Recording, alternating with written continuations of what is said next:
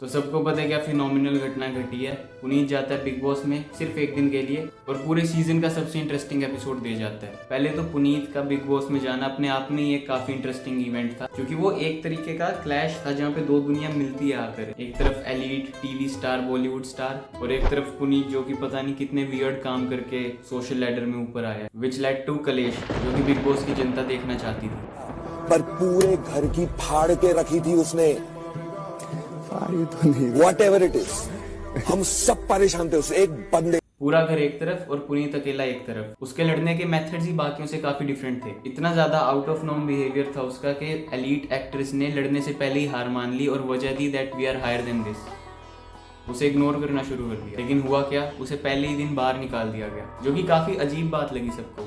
पर सबको उम्मीद थी कि ये वापस आ जाएगा, लेकिन वो अब तक वापस भी नहीं आया। ऐसा भी क्या हो गया कि जियो सिनेमा को अपनी रेटिंग 4 से 1 पर ले आना, इतनी ज्यादा रेटिंग गिरवाना मंजूर है। बिग बॉस के मेकर्स को इंटरनेट पर सबसे गालियां खाना मंजूर है, अपनी टीआरपी कम करवाना मंजूर है, लेकिन पुनीत को वापस नहीं ला सकते। तो काफी षड्यंत्रकारी बात लग रही है मुझे ये, लेकिन इसके पीछे कुछ टेक्निकल वजह होगी, मार्केटिंग स्ट्रेटेजी वगैरह। उसके अलावा जो पूरा इंसिडेंट था पुनीत का घर में जाना और जो भी फॉलो अप इवेंट्स थे, उन्हें एनालाइज करेंगे एक फिलोसफिकल साइकोलॉजिकल पर्सपेक्टिव से। और जितनी भी नई ऑडियंस है, पता है भाई नई शक्ल है, पहले कभी नहीं देखी यूट्यूब पे, लेकिन बने रहना वीडियो में, ठीक है।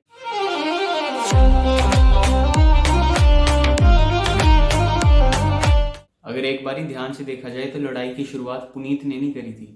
जब उसे स्टेज पर बुलाया जाता है और वो वही करता है जो कि वो करता आ रहा था, जो कि उसका कंटेंट है जिसके लिए वो जाना जाता है। जो जजेस का और ऑडियंस का और इवन सलमान खान का रिएक्शन था, आयरॉनिकली सुपरस्टार कहते हैं उसको, लेकिन उसका नाम लेते समय जैसे सलमान खान हंस रहे थे, it was derogatory and humiliating in a way. जिस कॉन्डरसेंडिंग एटीट्यूड से हंसते हुए और उसकी बातों को सीरियस ना लेते हुए इंटरेक्ट कर रहे थे पुनीत से, दिख रहा था कि उसे एज एन इक्वल ट्रीट नहीं करा जा रहा। और वो चीज पता चल जाती है, चाहे सामने वाले का इंटेंशन ना भी हो किसी को अलग फील कराने का, लेकिन फिर भी class difference, language difference, background difference की वजह से कुछ बायसेस आ ही जाते हैं। एक तरह की बेबसी स्टेज पे ही दिख रही थी पुनीत की आंखों में। भाई फुकरा इंसान तक को आउट ऑफ प्लेस फील हो रहा था वहां पे। जब पुनीत के जाते टाइम फुकरा उसे कहते कि भाई तेरे पीछे से मेरे को ये लोग खा जाएंगे। फुकरा तो सही बैकग्राउंड से एजुकेटेड आदमी है, इंग्लिश भी अच्छी बोल लेता है, फैशन सेंस भी सब बढ़िया है, उसके बावजूद भी उसे इंडस्ट्री के लोगों के द्वारा डिफरेंट फील करा दिया गया था। तो पुनीत के साथ तो खुलेआम ऐसी हरकत हुई है। ऐसी सिचुएशन में जहाँ पर इंसान को इतना डिफरेंट या फिर स्ट्रेट अप छोटा फील कराया जाता है, उसके पास दो ऑप्शन बचते हैं।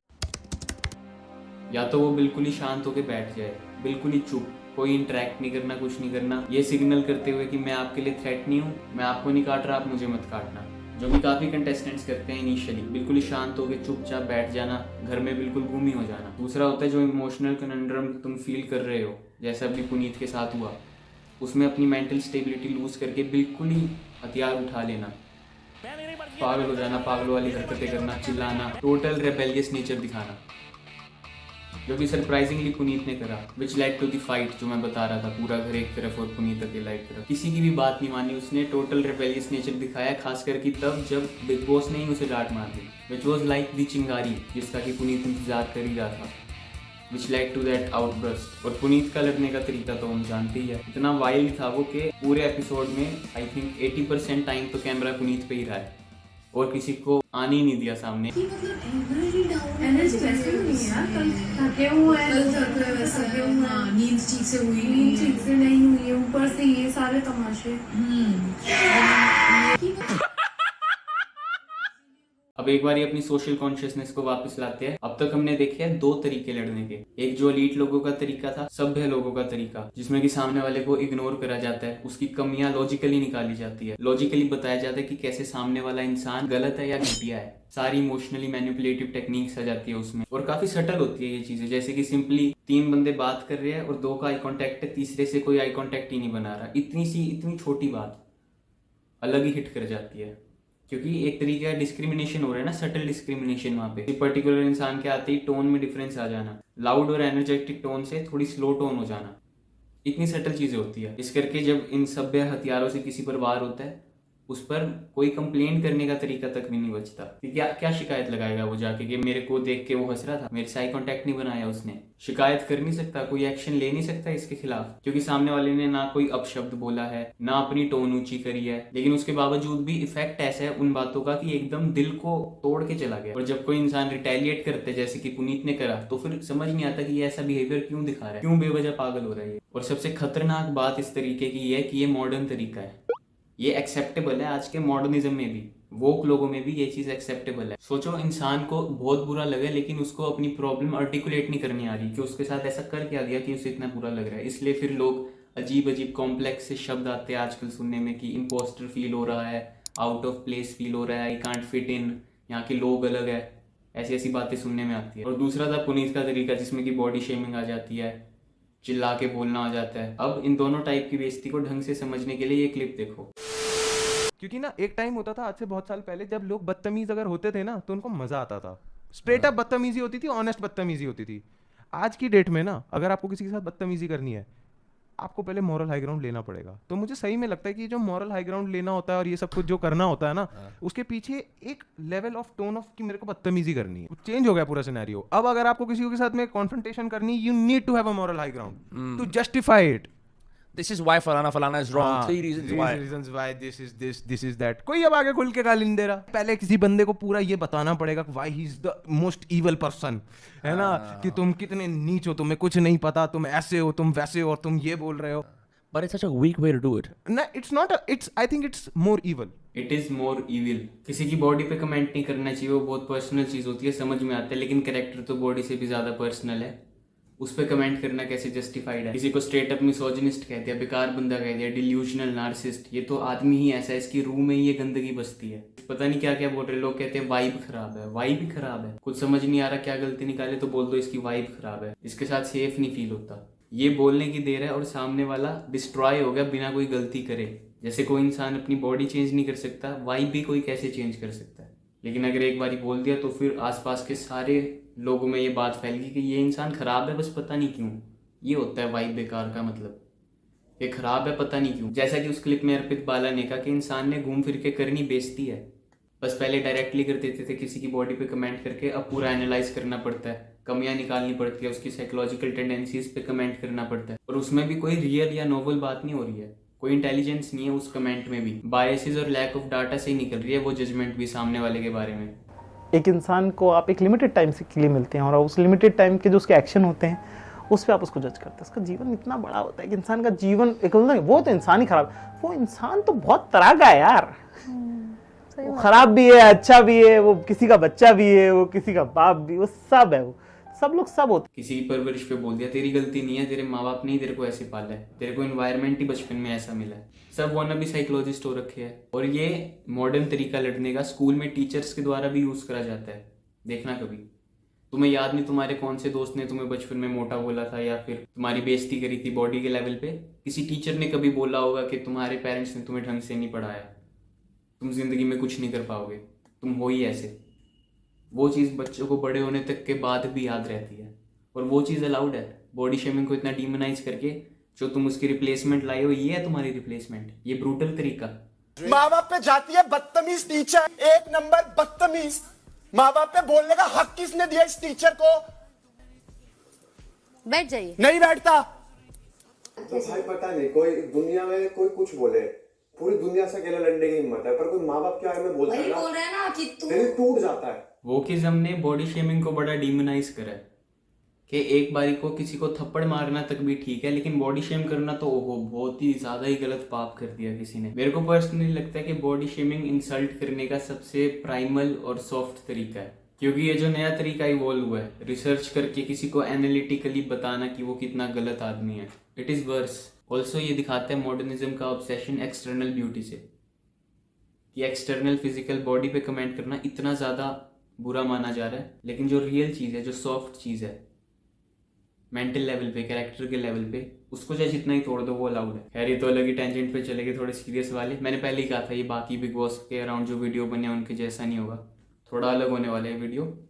तो वापस आ जाते हैं एक बार Bigg Boss. Puneet was the symbol of disorder and chaos in the performance of Bigg Boss. अब यहाँ पर किस परफॉर्मेंस की बात हो रही है? कहने को तो बिग बॉस एक रियलिटी शो है जहाँ पर की कंटेस्टेंट्स को अपनी रियल साइड दिखानी होती है, लेकिन पहले ही दिन उनसे एक्सपेक्ट करा जाता है कि वो ऐसे क्रिंज गाने पर डांस करें, अपने ईगो का कत्ल करके बिल्कुल ही बिछ जाए बिग बॉस के सामने, जो कि ये भी नहीं पता कि कोई इंसान है या फिर सिर्फ एक आर्टिफिशियल रिकॉर्डेड आवाज़ है। इतना डिवोशन पहले ही दिन से सिर्फ एक आवाज़ के प्रति जो कि तुमने ज़िंदगी में पहली बार ही सुनी है। वो स्टूडेंट्स नहीं होते जो कि बिल्कुल ही टीचर की जी हजूरी में रहते हैं कि टीचर बताएंगे जी, जैसा वो कहेंगे हम तो वैसा कर लेंगे, और उन्हें कोई पसंद नहीं करता है। कुछ वैसे ही होते हैं बिग बॉस के काफ़ी सारे कंटेस्टेंट्स भी, तुम्हारे सो कॉल्ड एग्रेसिव कंटेस्टेंट्स, जो कि अगर कोई और अपनी ड्यूटी ढंग से नहीं कर रहा है या फिर बर्तन ढंग से नहीं मांजता तो इतना बड़ा कलेश कर देते हैं। वो बिग बॉस की आवाज़ के सामने इतने चुप और इतने हेल्पलेस लगते हैं। अगर कोई रियली एग्रेसिव और रियल होगा कभी तो वो बिग बॉस के खिलाफ भी अपनी आवाज उठाएगा। बिग बॉस के घर वालों की वोटिंग के आधार पर जिस बंटी को घर का कैप्टन बनाया गया था,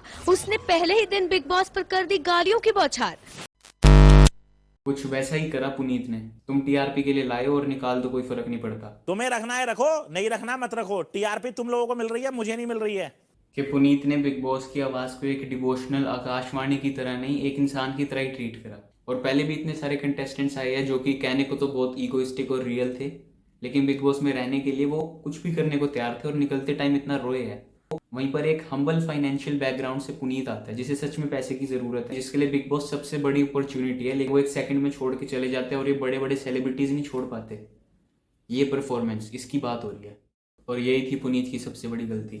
तुम सिस्टम में रहकर किसी से भी लड़ो, वो एक बारी को चलेगा, लेकिन तुम सिस्टम से नहीं लड़ सकते। सिस्टम के खिलाफ जाना बिल्कुल भी अप्रिशिएट नहीं करा जाता। जहाँ पर एक तरफ बिग बॉस के कहे अनुसार अगर कार्य करा जाए, टास्क करा जाए, तो फिर एक लिटरल टास्क है टॉर्चर के नाम से, टॉर्चर टास्क, जिसमें लोगों पर अंडे डाले जाते हैं, मिर्ची पाउडर, टॉयलेट क्लीनर, पता नहीं क्या क्या डालते हैं लोग। मुझे हर्ट हो रहा है बिग बॉस, मुझे हर्ट हो रहा है। लेकिन अगर उस सेटिंग के अलावा, उस परफॉर्मेंस के अलावा किसी ने अपने ऊपर टूथपेस्ट भी डाली तो वो नियमों का उल्लंघन हो गया। कितने खोखले होते हैं नियम। नियमों का इकलौता ऑब्जेक्टिव होता है उस कैंपस को, उस सेटिंग को बाहर की दुनिया से डिफरेंशिएट करना, एक फसाड क्रिएट करना कि तुम एक ऑर्गेनाइज्ड इंस्टीट्यूट के नीचे हो। ये ऑब्जेक्टिव होता है नियम का, और इसके खिलाफ जाना बिल्कुल भी अप्रिशिएट नहीं करा जाता। और इस चीज पर, इस परफॉर्मेंस के फसाड पर बाहर आके उसने एक लिटरल रील भी बनाई जिसमें वो रो रहा होता है। नहीं नहीं नहीं, मैं बिग बॉस से बाहर नहीं निकलना चाहता यार। That was direct satire on that performance only। ये तो हो रही थी अब तक बिग बॉस की बात। कुछ ऐसा ही स्कूल के लेवल पे तो नहीं देखने को मिलता तुम्हें?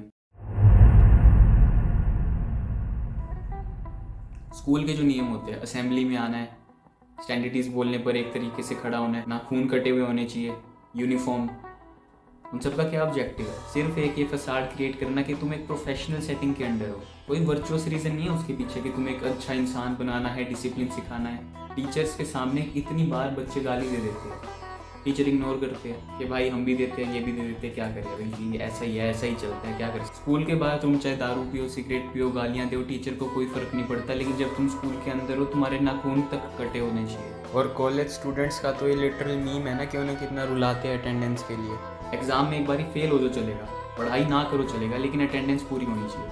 अटेंडेंस का ऑब्जेक्टिव है कि बच्चे पढ़े, लेकिन फेक परफॉर्मेंस को मेंटेन करके रखने के चक्कर में वो ऑब्जेक्टिव कहीं खो गया और सिर्फ जो परफॉर्मेंस है वो ज़रूरी रह गई है। अटेंडेंस चाहिए, पढ़ो ना पढ़ो उससे फ़र्क नहीं पड़ता, जो मेन ऑब्जेक्टिव था।